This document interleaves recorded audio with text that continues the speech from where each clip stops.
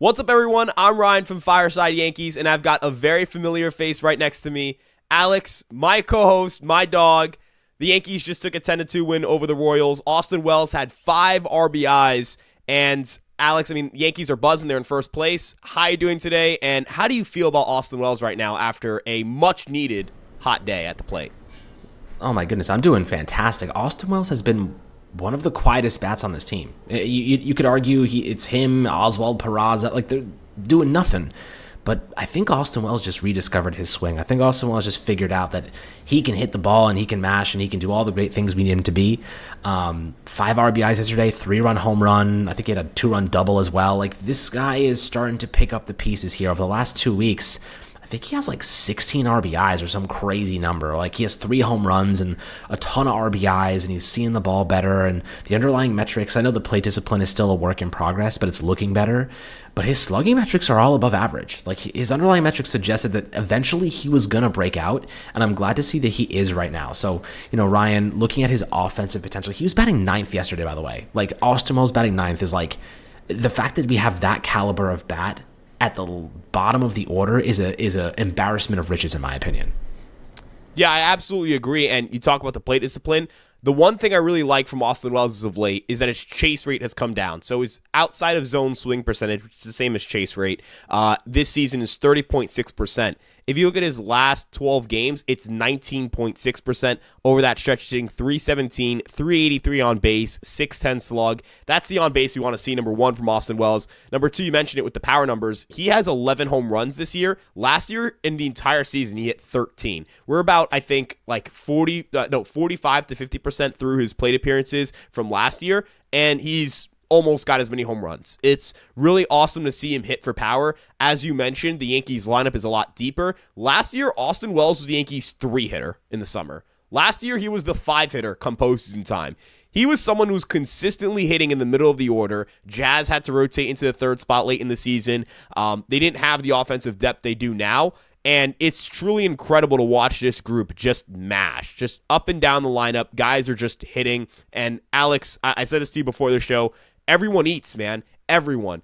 Quietly, Anthony Volpe's got a 770 OPS. Jason Dominguez's WRC plus is over 110. Obviously, what you've gotten from Jazz Chisholm in the power department. Bellinger's been solid. Trent Grisham, he slowed down a little bit, so has Ben Rice and Goldschmidt, but they were off the red-hot starts. It was expected they were going to slow down. Judge is having the greatest season we've ever seen. It's up and down. This offense just hits, and even DJ LeMahieu's hitting. Literally, Alex, everyone eats. Everyone. It's a buffet out here, man. Everyone's eating. And if Austin Wells is going to hit this way, and if he's hitting 7th or 8th or 9th on this team, this thing could be disgusting. I remember at the start of the season, we were talking about, hey, I don't know if they can hit left-handed pitching. They crushed Noah Cameron. They crushed him, left-handed pitcher. I trust this offense against left-handed pitching right now. I trust this offense against anyone right now. And it does make me wonder, is pitching more important for them at the deadline than offense, especially if LeMahieu is going to hit this way? So, Alex, with the way that Wells is trending, with the way that LeMahieu's potentially trending, where do you stand with this offense, and do you think pitching has become the priority for them at this deadline?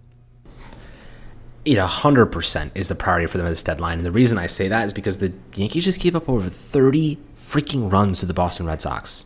30 runs. Their bullpen, the names look great, but they're just like battered and bruised and a little bit exhausted. Jake Cousins just got set back with the elbow. Like, he may not pitch this season at this rate. So that's a concern. I could see them promoting Clayton Beeter.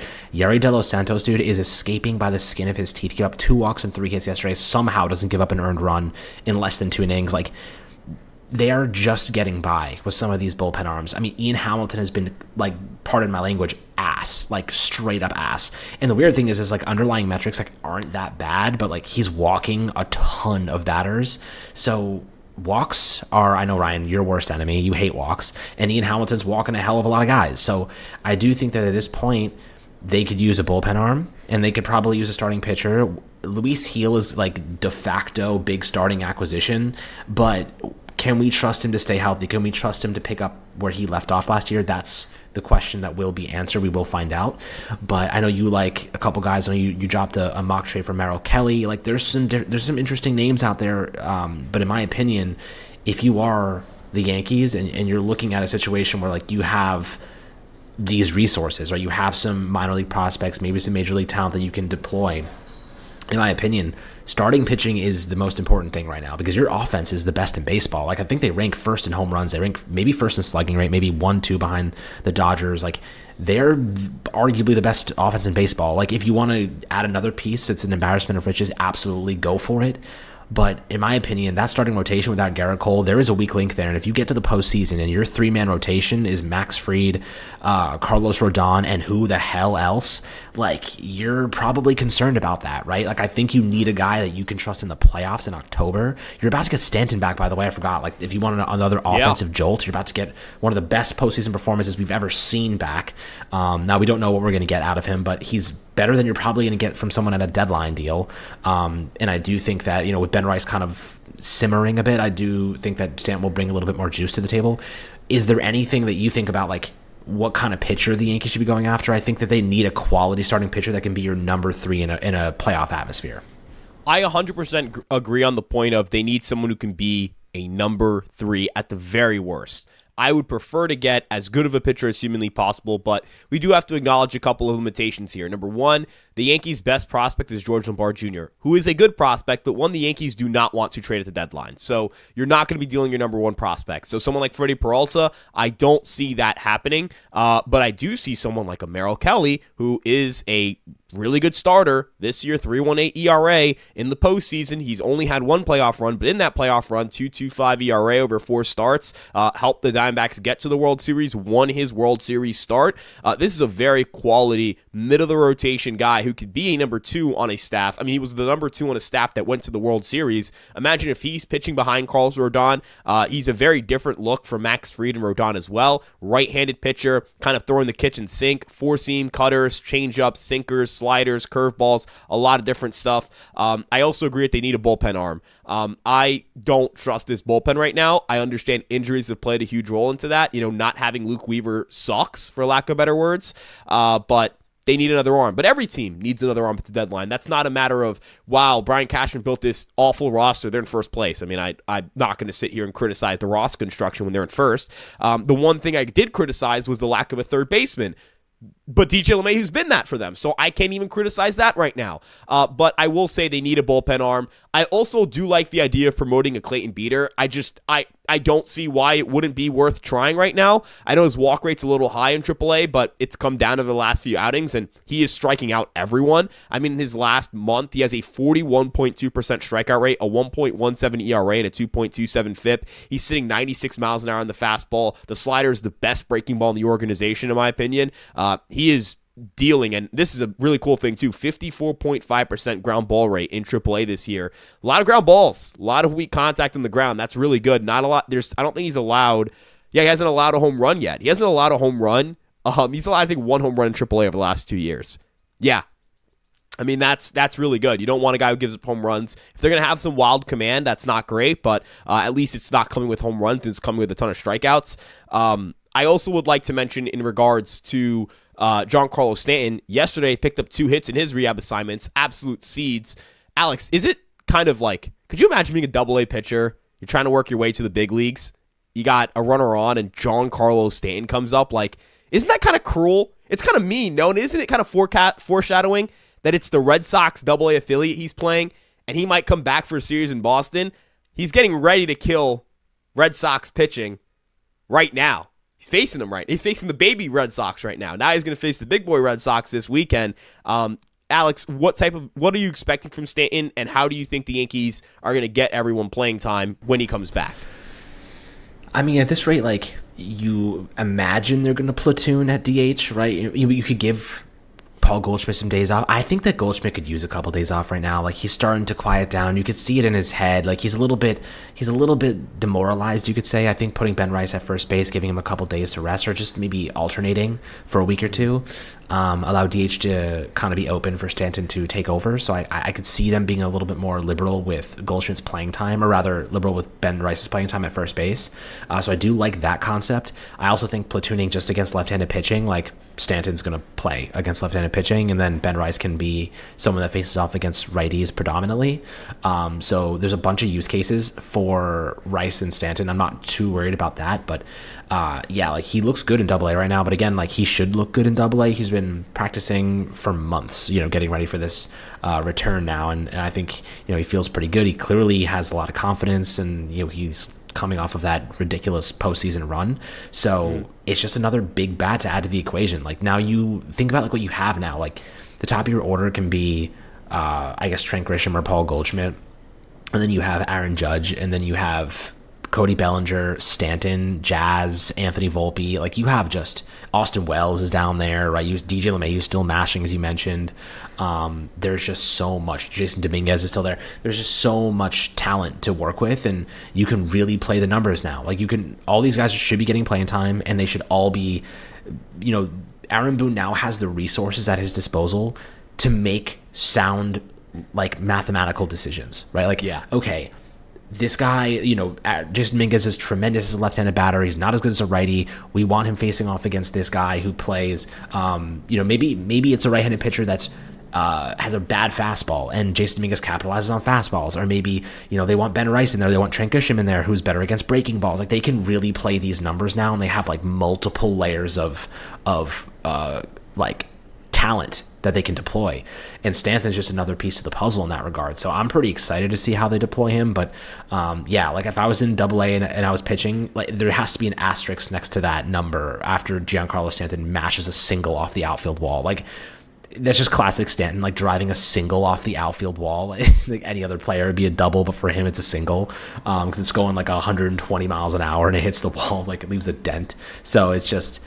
The Yankees offense is not my concern. You know what I mean? Like it is pitching. It is. If we had Garrett Cole right now, dude, imagine what we would be talking about. Like imagine the conversations we'd be talking about. Unfortunately, we don't. But starting pitching, in my opinion, is now the greatest need of this team, and you can't waste a year like this from Aaron Judge. Like we say this every single year. We say this. You cannot waste a year like this from Aaron Judge. This is one like you literally can't waste. Like it could be one of the best performances we've ever seen in baseball ever. It could be the best performance ever.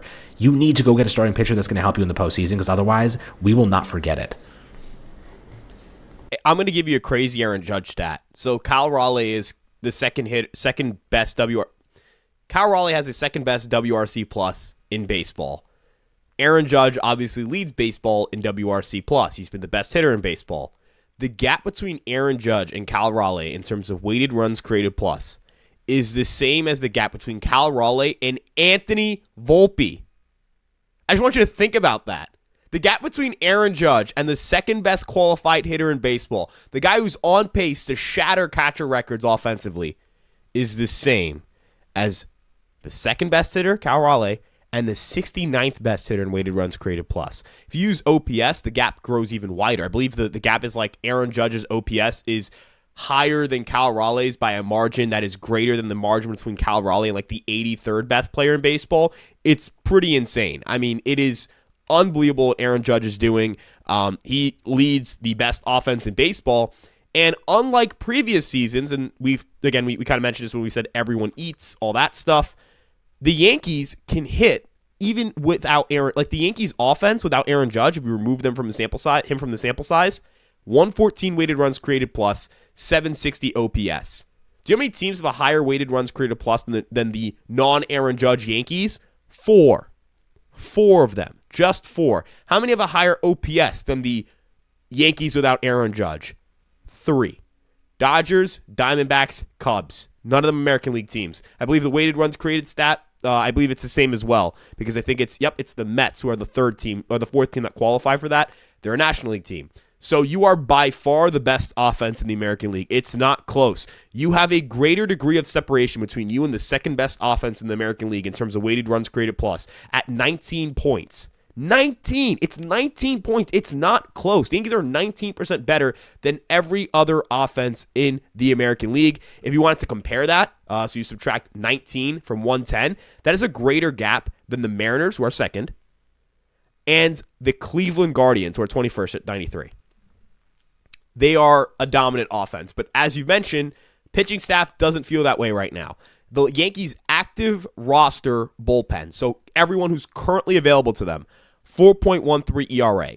Granted, the underlying metrics are pretty good here. I will say the Yankees bullpen does get a lot of strikeouts, and that's good, but it hasn't converted into run prevention. Whether that's bad luck, whether that's inflated stats, whether it's, hey, there are some guys here that are not going to be here in October, they need to make sure that those guys are not here in October. You mentioned Yeri De Los Santos. It's kind of smoke and mirrors. It's a lot of like dancing in and out of situations. I know Hamilton has had bad luck, as you mentioned, but the walks, which you also mentioned, I think that the Yankees have also done such a good job with addressing their pitching staffs at deadlines. Every time it feels like the bullpen is incomplete, they find a way, pull something out of their ass, for lack of better terms. Last deadline, I remember the Mark Leiter Jr. trade didn't work at first. Enyel De Los Santos might be the worst pitcher I've ever seen pitch for the New York Yankees. The guy got shelled by the White Sox. He's actually pitching decently well for the Braves, which is shocking.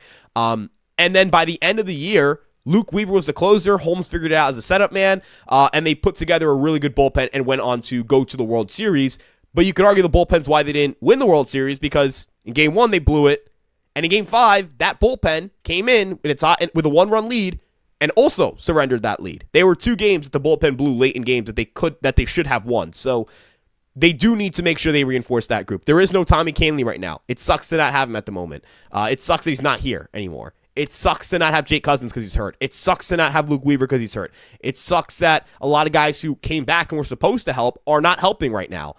But that's something they dealt with last year. Last year's bullpen was terrible. I mean, Tim Hill was not Tim Hill last year. We did not know him as Tim Hill until then. We again acquired Mark Leiter Jr., and he stunk. He was terrible. He was left off the playoff roster. That's how bad he was. Enyel De Los Santos has a shorter stint with the Yankees than, it's one of the shortest stints I've ever seen. The guy was cut in like a week.